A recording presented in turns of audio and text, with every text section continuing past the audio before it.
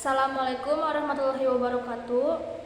Kami dari kelompok 6 yang beranggotakan saya sendiri, Reja Prilia Sanusi sebagai moderator, Dea Rizkawati sebagai pembaca materi ke-1, Yuris Nopri Jakia sebagai pembaca materi kedua, dan Chandra Mulyawan sebagai pembaca materi ketiga.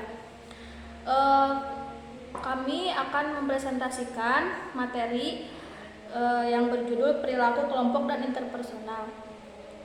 Baik, dimulai untuk pembaca materi pertama, yaitu Dea Rizkawati. Silahkan. Perilaku kelompok adalah suatu aktivitas yang dilakukan oleh seorang individu dengan yang lainnya untuk mendapatkan aspirasi anggota. Berinteraksi dari setiap individu dan saling bergabung untuk mencapai sasaran yang diinginkan. Kelompok memiliki beragam jenis beserta fungsinya sesuai dengan tujuan apa yang akan dicapainya. Kelompok didasarkan atas jenisnya. 1. Kelompok formal. 2. Kelompok informal. 1. Kelompok formal. Kelompok formal adalah kelompok yang diciptakan oleh keputusan manajerial untuk mencapai tujuan yang ditetapkan oleh organisasi tersebut. Tuntutan dan proses organisasi mengarah pada pembentukan jenis-jenis kelompok yang berbeda. Khususnya timbul dua jenis kelompok formal, kelompok pimpinan atau komando dan kelompok tugas. Kelompok komando. Kelompok komando ditetapkan oleh bagan organisasi. Kelompok tersebut terdiri atas bawahan yang melapor langsung kepada seseorang penyelia tertentu. Hubungan wewenang antara seorang manajer departemen dengan para penyelia atau antara seorang perawat senior dengan bawahannya adalah contoh dari kelompok komando. Kelompok tugas. Kelompok tugas terdiri dari karyawan yang bekerja sama untuk menyelesaikan suatu tugas atau proyek tertentu. Sebagai contoh aktivitas para pegawai administrasi dari suatu perusahaan asuransi, jika klaim suatu kecelakaan diajukan adalah tugas-tugas yang diwajibkan. Baik, terima kasih kepada Dea Rizkawati yang sudah membacakan materi. Selanjutnya akan dilanjutkan oleh pemateri kedua, yaitu Chandra Mulyawan. Silakan. Kelompok informal. Kelompok informal adalah pengelompokan orang-orang secara alamiah dalam suatu situasi kerja sebagai tanggapan terhadap kebutuhan sosial. Dengan kata lain, kelompok informal tidak muncul sebagai hasil rencana yang disengaja, tetapi berkembang secara agak alamiah. Ada dua jenis khusus kelompok informal, kelompok kepentingan dan kelompok persahabatan. Kelompok kepentingan, individu-individu yang mungkin tidak menjadi anggota dari kelompok komando atau kelompok tugas yang sama dapat berafiliasi untuk mencapai beberapa sasaran bersama. Pengelompokan bersama pada karyawan tersebut merupakan suatu kesatuan barisan menghadapi pimpinan untuk memperoleh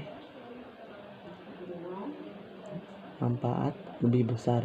Contoh dari kelompok kepentingan adalah para pelayan restoran atau hotel yang menghimpun semua tip yang mereka terima. Kelompok persahabatan. Banyak kelompok yang terbentuk atau dibentuk karena para anggota mempunyai kebersamaan tentang suatu hal, seperti umur, keyakinan politik, atau latar belakang etnis. Kelompok persahabatan ini sering memperluas interaksi dan komunikasi mereka dalam sebagai aktivitas di luar kerja. Ciri-ciri suatu kelompok. 1. Struktur. 2. Hierarki status. 3. Peran. 4. Norma atau peraturan. 5. Kepemimpinan. 6. Kesatupaduan.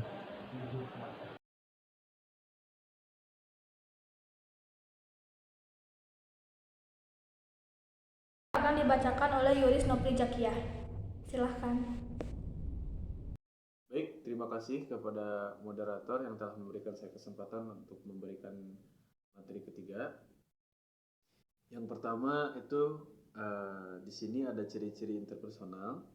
Jadi ciri-ciri interpersonal itu yang pertama, pihak-pihak yang berkomunikasi, mengirim dan menerima pesan secara spontan, baik secara verbal maupun non-verbal. Terus yang kedua itulah keberhasilan komunikasi menjadi tanggung jawab bagi para peserta komunikasi. Terus yang ketiga adalah kedekatan hubungan pihak komunikasi akan tercermin pada jenis-jenis pesan atau responan verbal mereka. Jadi seperti tatap muka, tatap muka yang ekspresif, terus sentuhan, terus yang terakhir juga jarak fisik yang dekat. Selanjutnya ada materi tujuan komunikasi interpersonal. Jadi tujuannya itu yang pertama menemukan diri sendiri, yang kedua menemukan dunia luar, yang ketiga itu adalah membentuk dan menjaga hubungan yang penuh arti, terus yang keempat itu berubah sikap, ya. Yang kelima itu untuk bermain dan juga kesenangan. Selanjutnya ada efektivitas komunikasi interpersonal, dimulai dari 5 kualitas umum yang dipertimbangkan, yaitu yang pertama ada keterbukaan, yang kedua itu adalah empati, yang ketiga adalah sikap mendukung, yang keempat sikap positif, terus yang terakhir itu kesetaraan atau equality. Baik, segitu saja materi yang saya sampaikan. Ya. Terima kasih. Terima kasih kepada Yuris Nopri Jakia yang sudah membacakan materi.